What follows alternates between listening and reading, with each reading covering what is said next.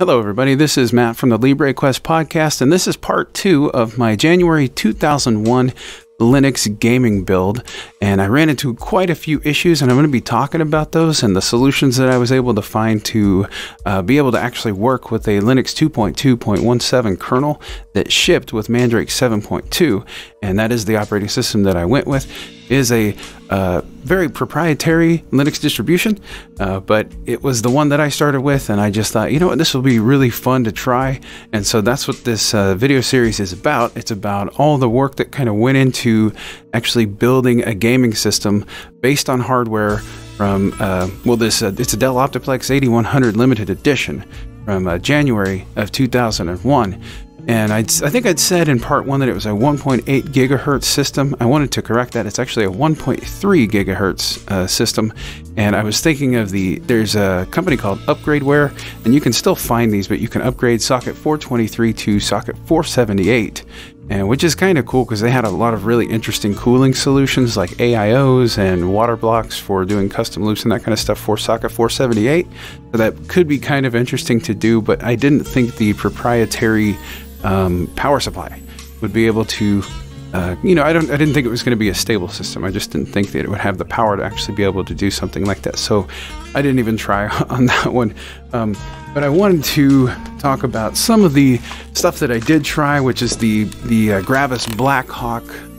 This is it's a fairly interesting joystick. It is a game port.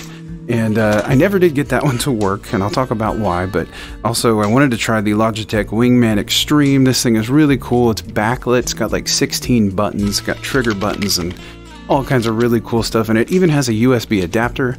I tried everything I could to get this to work. Both of these work on older hardware and newer hardware, but that kernel just happened to land.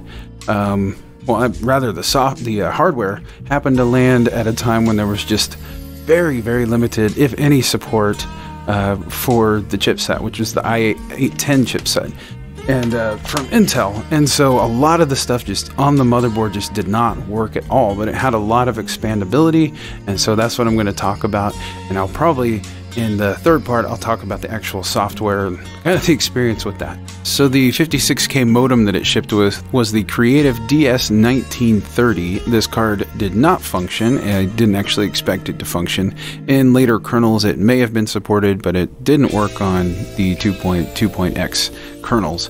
The graphics card that it shipped with was the GeForce Riva TNT2. The Mandrake 7.2 did ship with the GeForce drivers, but they were just not going to work on that chipset. One component that did work quite well is the Sound Blaster Live CT4780, and it worked like a total boss. However, the game port did not function because it was actually looking for the game port on, I think it was IRQ 200 range, and for some reason the Creative always went into the 400 range. I actually tried to modify my modules and recompile them, and recompiled all my modules with no success, so I actually gave up on trying to do that. It does work on newer kernels, like I was saying, but it certainly didn't work on that one.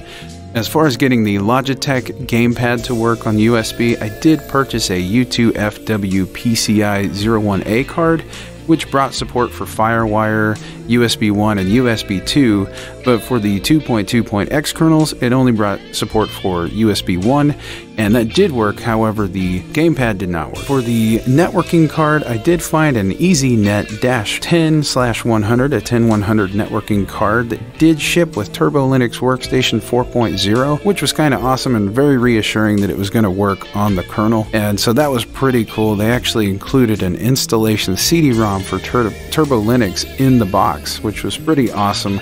And like I said, this system is actually part of a gaming LAN now, so we know that the SMC card works out of the box with 2.2.x kernels. So for the graphics card, I went through quite a few from quite a few different manufacturers. I ended up settling on the Matrox G400 Millennium, and this is a card that is actually in the installer list for what graphics card you have, the Matrox G400. This is a single head card. Their dual head cards were a little more popular. but this one is just fantastic. It's 16 megabytes. I did have to go into Etsy and modify my modules.conf to add options AGP try unsupported equals 1, and after that it gamed super smoothly, and I was extremely impressed by it.